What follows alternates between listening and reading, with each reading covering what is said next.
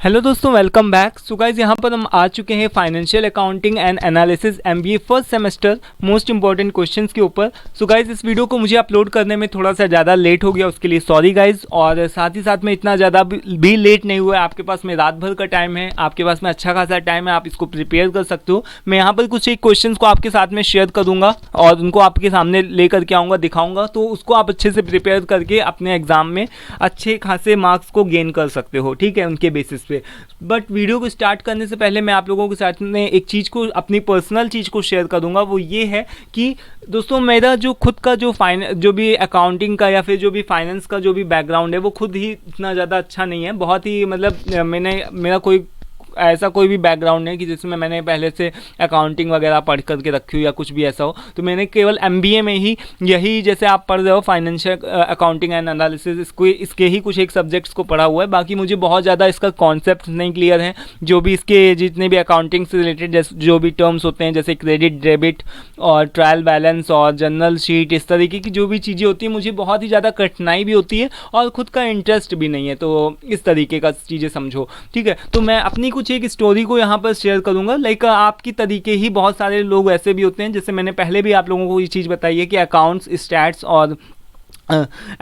Stats और economics, तीन ऐसे सब्जेक्ट्स हैं जिसके ऊपर जनरली लोगों की बैक आती हुई देखी जाती है। तो मैं एमबीए कर रहा था इस चीज़ को, जब मेरा ये फाइनेंशियल अकाउंटिंग को जब मैं एग्ज़ाम दे रहा था, तो मेरे साथ में भी कुछ ऐसा ही सिचुएशन था कि हे भगवान, मेरी इसमें बैक ना आए, थोड़ा सा मतलब कि ठीक ठाक नंबर आ जाएँ, तो बस इतना ही काफ़ी था मेरे लिए। तो मैंने कौन कौन सी चीज़ें मैंने कौन सी ऐसी चीज़ें करी जिससे मेरे जो भी थे उम्मीद से ज़्यादा नंबर आए। लेकिन एक होता है ना कि हाँ, मैं इतना लिख करके आया है, इतने तो आ ही जाएंगे, तो मेरे उतने अच्छे नंबर आए, ठीक है। स्टैट्स में भी यही मेरे साथ में हुआ था, अकाउंट्स में भी यही चीज़ मेरे साथ में हुई थी, और अकाउंट्स में और भी अच्छे मार्क्स आए थे। तो वो क्यों आए थे दोस्तों? सबसे पहली चीज़ तो मेरे मतलब कि मैंने अपने दिमाग से इस चीज़ को नहीं लाइक होने दिया था ऐसा कि मेरी बैक भी आएगी, ठीक है। तो अगर आपके दिमाग में ये चीज़ चल रही कि बैक आपकी आ सकती है, आपका उतना अच्छा अकाउंटिंग का पार्ट मतलब इतना वो आपका स्ट्रांग नहीं है, या फिर इतनी ज़्यादा आपकी तैयारी नहीं अच्छी, तो इस चीज़ को दिमाग से हटा दो कि आपकी बैक भी आने वाले, क्योंकि घुमा फिरा कर के कुछ एक क्वेश्चंस ही आपके साथ में पूछे जाते हैं, और वो क्वेश्चंस को अभी मैं आपके साथ में बता दूंगा, ठीक है। तो सबसे पहले तो अपने दिमाग से ये निकालो कि बैक भी आने वाली। दूसरी चीज़ ये है कि जितने भी क्वेश्चंस होंगे, उन सभी क्वेश्चंस को आपको अटैम्प्ट करना ही है। जितना भी न्यूमेरिकल पार्ट है, ये नहीं कि देखा और छोड़ करके चले आए, क्योंकि आपको वो आता नहीं है। अगर नहीं भी आता है तो क्वेश्चंस को एज इट इज़ उतारो, और एज इट इज़ उतारने के बाद में जो कुछ भी उसमें आप कर सकते हो, जो भी कुछ बेसिक कैलकुलेशन कर सकते हो, उसको करने की एटलीस्ट कोशिश करो, ठीक है। जिससे कि मान लो कि अगर 10 मार्क्स का क्वेश्चन है, तो 10 में से केवल 2-3 मार्क्स, 4 मार्क्स तो इस तरीके से आ ही से आए, है ना। तो ये चीज़ आप कर सकते हो। तीसरी जो सबसे इम्पॉर्टेंट चीज़ है वो ये है कि आपको अपनी राइटिंग का बहुत ही अच्छा मतलब खास ध्यान देना है कि जब आपका थोड़ा सा थ्योरी पार्ट अगर आप देख रहे हो, जब अगर आपका न्यूमेरिकल पार्ट नहीं अच्छा है, तो थ्योरी ही अगर आप करके जा रहे हो, तो थ्योरी को अच्छे से लिखना है। और साथ ही साथ में लिखना ही नहीं, उसको बहुत ही आपका मतलब प्रेजेंटेशन का जो वे होना चाहिए ना, वो एकदम अलग सा हो। पेजेस को कि भरना है, क्योंकि पेजेस भरने के भी मार्क्स मिलते हैं। ऐसा नहीं कि लोग बोलते हैं ना कि पेजेस ना भरो, राइटिंग अच्छी रखो, इस तरीके का। तो मेरा लोग कहने का है कि एक एवरेज लिखो, जब मतलब आपको अपनी तरफ से 100% देना है। जितना भी आप थ्योरी में कर सकते हो उतना करो, न्यूमेरिकल में नहीं कर सकते हो, फिर भी अगर आपको नहीं भी आ रहा है न्यूमेरिकल, फिर भी न्यूमेरिकल को एज इट इज उतारो। जो भी उसमें कर सकते हो बेसिक कैलकुलेशन, उसको करो, ठीक है। क्योंकि अगर आप नहीं भी करोगे, नंबर तो वैसे भी कटेंगे, है ना। तो इससे अच्छा है कि आप करो, उस चीज़ को करो, जो भी कॉपी है आपकी उसको भरो, ठीक है। तो उससे क्या हो सकता है कि पॉसिबिलिटी बन सकी है आपके मार्क्स आने की। तो ये कुछ एक चीज़ें हैं, ठीक है। तो मेरे साथ में भी कुछ एक चीज़ें यही थी कि लाइक मैंने भी मतलब ऐसा ही कुछ था कि मुझे भी बहुत ज़्यादा इसको देख करके बहुत ही डिफ़िकल्ट और कठिन, ऐसा नहीं, डरावना सब्जेक्ट लगता है, अभी भी चीज़ों को ही लगता है। बट यहाँ पर मैं स्टिल आप लोगों के साथ में कुछ एक इंपॉर्टेंट क्वेश्चंस को शेयर कर रहा हूँ, जिससे कि आप सभी की हेल्प हो, आप सभी लोग उन क्वेश्चंस को अच्छे से कर पाओ। तो इन क्वेश्चंस को दोस्तों मैं आपके साथ में शेयर ज़रूर कर रहा हूँ, बट उसकी जो भी लाइक उसको जो एक्सप्लेन करूँगा और ये सारी चीज़ों को मैं नहीं करूँगा, क्योंकि ये सब चीज़ें आप अपनी तरफ से कर लो। केवल मैं मोस्ट इंपॉर्टेंट क्वेश्चंस को आपके साथ में शेयर कर रहा हूँ, और मुझे जब खुद के इतने अच्छे कॉन्सेप्ट नहीं है, तो मैं ज़रूरी नहीं समझता कि मैं ज़बरदस्ती का उसको आपके साथ में ऐड ऑन करके उसको चीज़ों को समझाऊँ, ठीक है। तो यहाँ पर सबसे पहला क्वेश्चन बनता है कि meaning of accounting, like accounting का मतलब क्या होता है, इसका प्रोसेस क्या होता है, इसको आप अच्छे से करके जाना। उसका जो भी नेचर है, स्कोप है, इसको करके जाना आप, ठीक है। ये देखो यहाँ पर लिखा हुआ है कि explain the meaning of accounting and what is the process of accounting, इस तरीके से लिखा हुआ है। तो सारी चीज़ें मैंने एक वीडियो शायद बनाया था, तो वहाँ पर से सारी चीज़ें लिखी हुई थी, तो उसको थोड़ा सा देख लो, स्क्रीनशॉट ले सकते हो तो ले लो, ठीक है। और देन इसके बाद में क्वेश्चन 1, इसके कुछ एक फीचर्स यहाँ पर लिखे हुए हैं। फीचर्स के बाद में यहाँ पर से देखो कि इसके नेचर है, फंक्शन है, इंपॉर्टेंस है, इन सभी चीज़ों को देख लो, ठीक है, याद करके जाओ। स्कोप है, अकाउंटिंग का प्रोसीजर यानी कि इसका क्या प्रोसेस होता है, इसको देखो। देन इसके बाद में यहाँ पर बुक कीपिंग के बारे में बात करते हैं। तो यहाँ पर जो क्वेश्चन सेकंड है वो आपका यही है कि बुक कीपिंग क्या होती है। तो बुक कीपिंग का मतलब आप सिंपल से ऐसे समझ लो कि बुक कीपिंग का मतलब क्या होता है कि जहाँ पर हम ट्रांजेक्शन्स को बेसिकली ऐड लिखते हैं, यानी कि कहाँ पर हमने कितना पैसा दिया, कहाँ पर हमारे पास में कितना पैसा आया, तो ये चीज़ हो गया कि यानी कि इस चीज़ को हम क्या बोल रहे हैं, बुक कीपिंग बोल रहे हैं कि the way of writing account is known as the book keeping. यानी कि बुक कीपिंग क्या होता है कि जिसको बुक में एक तरीके का बही खाता है जिसमें सारे ट्रांजेक्शन्स वगैरह लिखे होते हैं, ठीक है। तो ये भी क्वेश्चंस कई बार पूछा जाता है कि हमको उसका प्रोसेस बताना है, प्रोसेस बताओ बुक कीपिंग का, तो ये सारी चीज़ें लिखे हैं इसमें, इसका आप स्क्रीनशॉट ले सकते हो। देन इसके बाद में सिस्टम ऑफ बुक कीपिंग की हम बात करें तो डबल एंट्री सिस्टम होता था और देन सिंगल एंट्री सिस्टम है, इन सभी चीज़ों को देख लो। और बहुत ही ये चीज़ कई बार पूछी जाती है, 2 नंबर के क्वेश्चन में भी पूछी जाती है या फिर 10 नंबर के क्वेश्चन में भी पूछी जाती है कि बुक कीपिंग और अकाउंटिंग में क्या डिफरेंस है।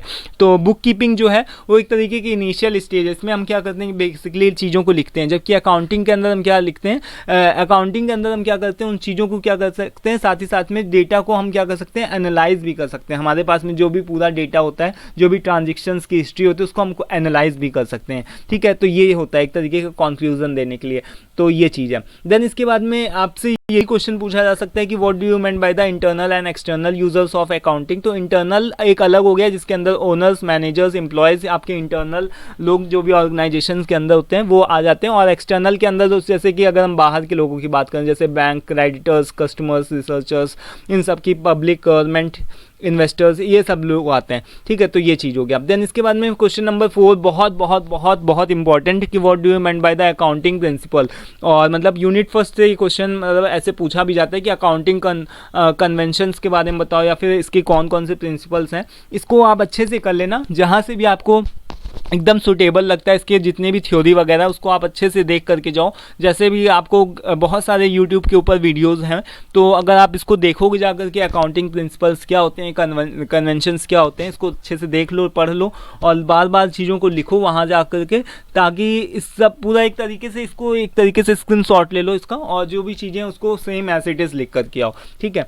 तो ये चीज़ है। देन इसके अलावा यहाँ पर सारी चीज़ें फिलहाल लिखी हुई हैं कि गोइंग कॉन्सर्न, ये सभी क्या चीज़ें, प्रिंसिपल्स जो भी हैं उनको उनके बारे में लिखा भी हुआ है, ठीक है। तो वो एक अलग बात है, लेकिन आप अपनी तरफ से आपको जहाँ पर से अच्छा वीडियो जो भी देखने को मिलता है तो वो चीज़ है, ठीक है। फिलहाल मैंने बता दिया कि काफ़ी इंपॉर्टेंट क्वेश्चन है अकाउंटिंग कन्वेंशंस और प्रिंसिपल्स के बारे में।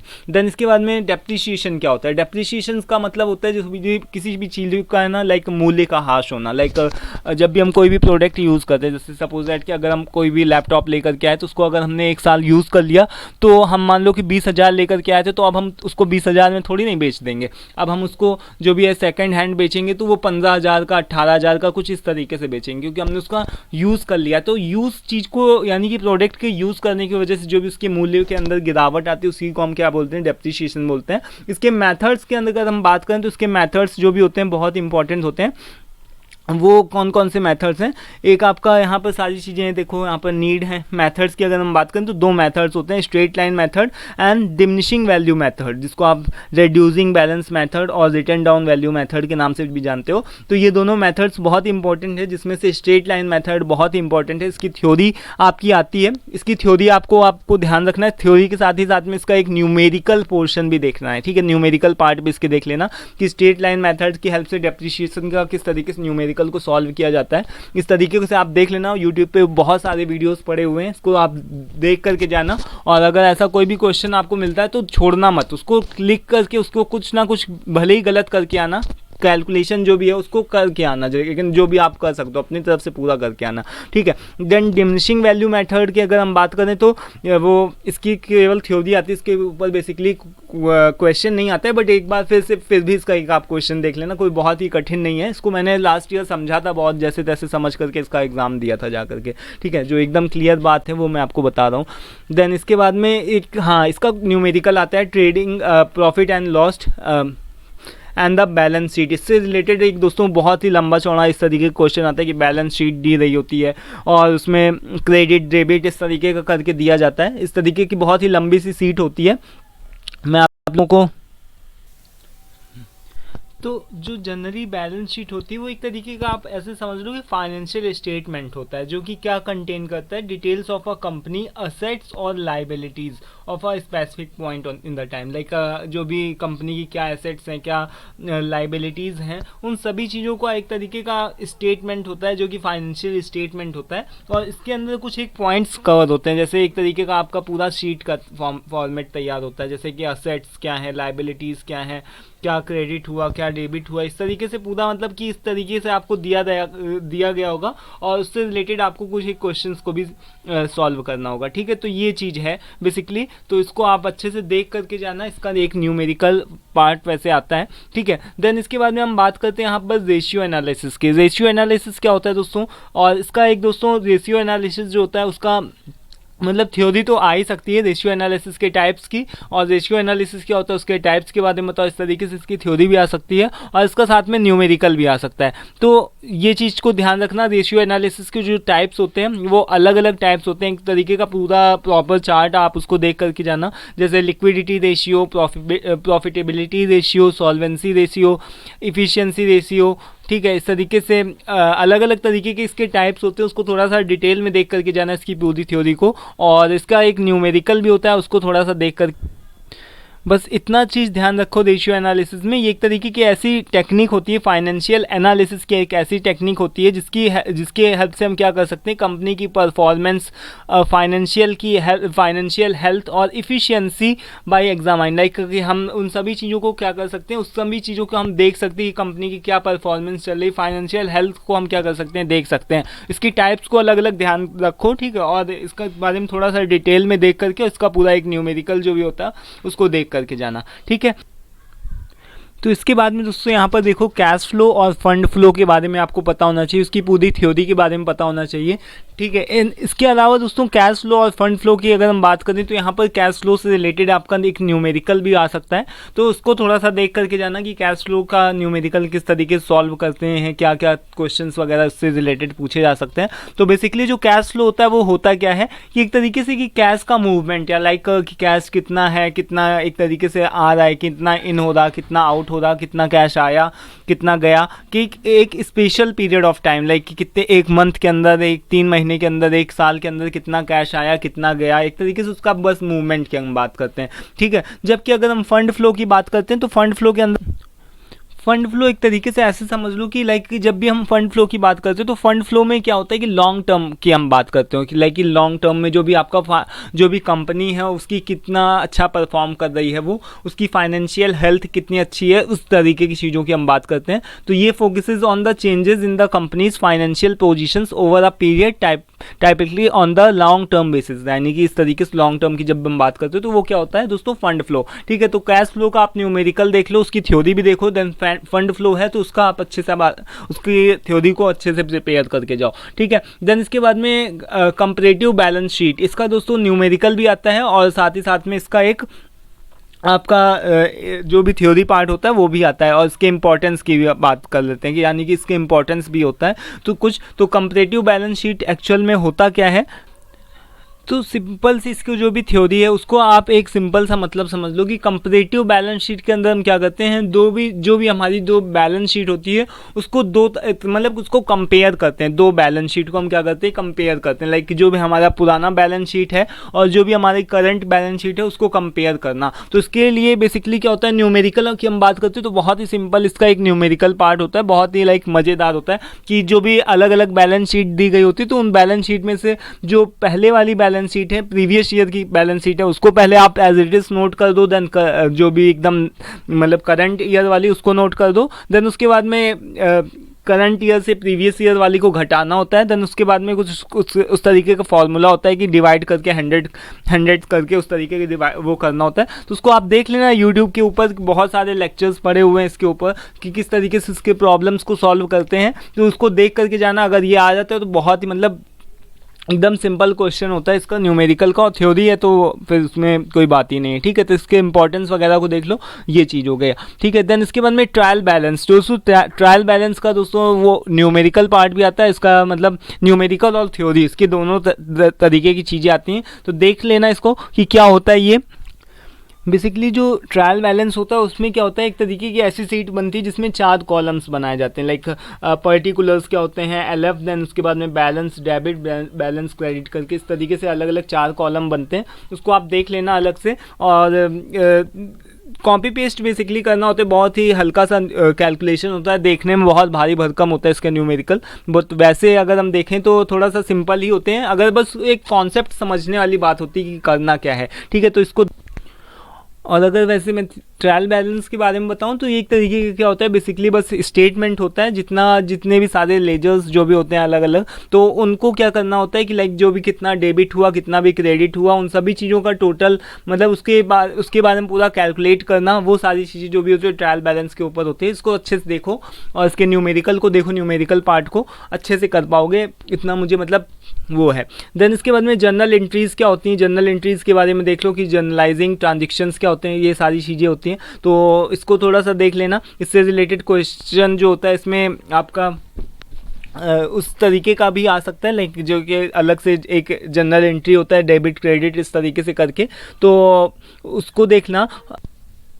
इसके अंदर बेसिकली बात क्या होती है, डेबिट और क्रेडिट की बात होती है, जैसे कि जो भी चीज़ें अगर मान लो कि जो भी चीज़ें आई तो वो क्या हो गया, डेबिट हो गया, और जो भी चीज़ें लाइक अगर जा रही तो उसको हम क्रेडिट में उस तरीके से करके लिखते हैं, तो ये उस तरीके की एंट्रीज होती हैं, और इसका एक तरीके का पूरा फॉर्मेट भी बनता है, उसको देखना, ठीक है। देन इसके बाद में हम बात करते हैं यहाँ पर अकाउंटिंग स्टैंडर्ड्स और international financial reporting standards IFRS के बारे में।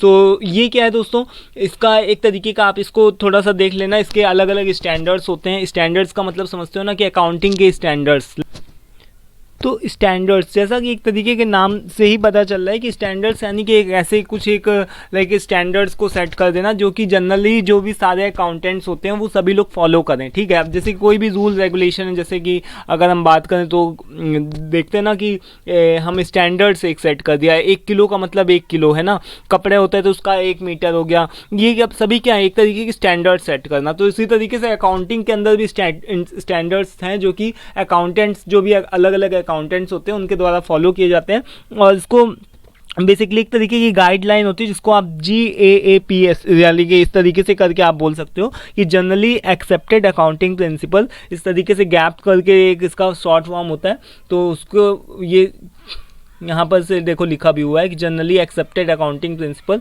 गैप करके इसको वो होता है।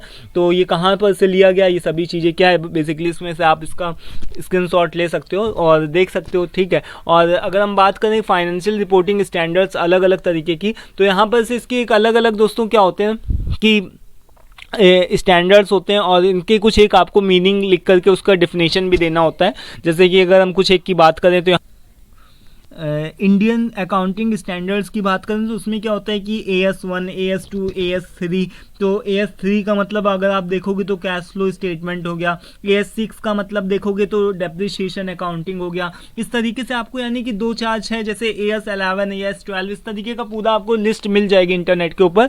उसमें से 2 4 AS के बारे में अगर आप 1 2 के बारे में भी 3 4 के बारे में अगर एक्सप्लेन कर दोगे, क्वेश्चन के अंदर लिख दोगे, तो वो आई थिंक उतना सफिशियंट रहेगा। इसी तरीके से इंटरनेशनल की अगर हम बात करें तो इंटरनेशनल रिपोर्टिंग स्टैंडर्ड्स वो अलग होते हैं, IFRS वो अलग होते हैं, और उसको हम दोस्तों क्या बोल सकते हैं कि एक अलग अलग तरीके से उसके भी स्टैंडर्ड्स होते हैं, उसके कोड वर्ड्स जो भी होते हैं वो एक अलग होते हैं, जैसे कि IAS1, IAS2, IAS5, IAS6 इस तरीके से अलग अलग करके होते हैं, और इनके भी बारे में अगर आपको आ जाता है तो इसके भी 2 4 अगर आप इनके मीनिंग बता देते हो तो वो उतना भी सफिशिएंट होगा। देन इसके बाद में डिफरेंस भी पूछ सकता है कि IFRS और गैप जो होता है GAAP उसके बीच में डिफरेंस बताओ, तो मैंने बता दिया कि ये एक इंडियन अलग होता है और इंटरनेशनल का ये चीज़ अलग होता है, ठीक है। तो इसको देख लेना अच्छे से, इसका स्क्रीनशॉट ले सकते हो। तो अगर आप सिंपल लैंग्वेज लग रही हो, यहाँ से कुछ आपको हेल्प मिल सकती हो तो यहाँ पर से ले सकते हो बेसिकली। बाकी अगर आप अच्छे से इसको इसके बारे में, मतलब ये कुछ एक ऐसे क्वेश्चन है जिसके बारे में आप अच्छे से पढ़ के जाओ, ठीक है। देन ह्यूमन रिसोर्स अकाउंटिंग बहुत इंपॉर्टेंट है। पिछले साल इसका क्वेश्चन नहीं आया था, शायद शॉर्ट में आया था, 2 नंबर में पूछा गया था केवल। वैसे इसका जो लॉन्ग में भी पूछा जा सकता है कि ह्यूमन रिसोर्स अकाउंटिंग क्या होती है। तो नाम से ही क्लियर है, यानी कि ह्यूमन रिसोर्स अकाउंटिंग का मतलब क्या हो गया कि जितने भी ह्यूमन रिसोर्स हैं, यानी जितने भी कंपनी के अंदर एम्प्लॉयज़ हैं, उनको ले करके आने में, उनको लाइक हम क्या करते हैं, उनको हायर करने में, उनको ट्रेनिंग और डेवलपमेंट देने में, और साथ ही साथ में उनको कंपनी के अंदर रखने के लिए जो भी चीज़ें रिक्वायर्ड होती है ना, कितना सैलरी जा रहा है, कितना कैपिटल जा रहा है, कितना ट्रेनिंग और डेवलपमेंट में उनका पैसा खर्च हो रहा है, कितना हम कैंटीन में उनको खाना सर्व कर रहे हैं, ये सारी चीज़ें जो भी होती हैं वो ह्यूमन रिसोर्स अकाउंटिंग का ही एक तरीके से पार्ट होती है। तो इसके बारे में आप अच्छे से डिटेल में स्टडी कर सकते हो, ठीक है। इसके अलग अलग ऑब्जेक्टिव्स हो सकते हैं, ये सारी चीज़ें लिखी हैं, जैसे कि ऑप्टिमाइजिंग रिसोर्स का एलोकेशन करना, एनहेंस अकाउंटेबिलिटी और डिसीजन मेकिंग को अच्छे से करना, मेजर ह्यूमन कैपिटल। तो ये सारी कुछ एक इसके ऑब्जेक्टिव्स हैं, इंपॉर्टेंस हैं, इनको अच्छे से करके जाओ, ठीक है। काफ़ी इंपॉर्टेंट क्वेश्चन है। इसके अलावा भी कुछ एक क्वेश्चन है, उसको मैं दे रहा हूँ, आप उनका स्क्रीनशॉट ले करके उसको अच्छे से तैयार कर सकते हो। यहाँ पर से मैं दे देता हूँ, 1 मिनट। यहाँ पर से देखो, यहाँ पर से जितने भी सारे क्वेश्चन हैं वो सभी मैंने कंप्लीट कर दिए। हाँ, ये कुछ क्वेश्चन जैसे 10th नंबर में है कि लेज़र क्या होता है, उसका फॉर्मेट बताओ, तो ये चीज़ है, इसके बारे में देख लेना, लेज़र के बारे में। इसका आप स्क्रीनशॉट ले लो 10 क्वेश्चंस का, और इसके अलावा 20 क्वेश्चंस हैं पूरे टोटल। अगर इंपॉर्टेंट की बात करें तो यहाँ पर डिफरेंस बिटवीन जर्नल और लेज़र के बीच में डिफरेंस बताओ, ट्रायल बैलेंस क्या होता है, फाइनल अकाउंट्स क्या होता है, ये चीज़ है, और डिफरेंस बताओ trial balance and balance sheet के बीच में, रेशियो एनालिसिस क्या होता है। देन जो भी आपका कंपैरेटिव बैलेंस शीट जो है, कंपैरेटिव बैलेंस शीट जो अभी मैंने बताया था ना कि अलग अलग बैलेंस शीट्स को कंपेयर करना, उनमें डिफरेंस जो भी होता है। देन उसकी थ्योरी और न्यूमेरिकल दोनों चीज़ों को देखना है।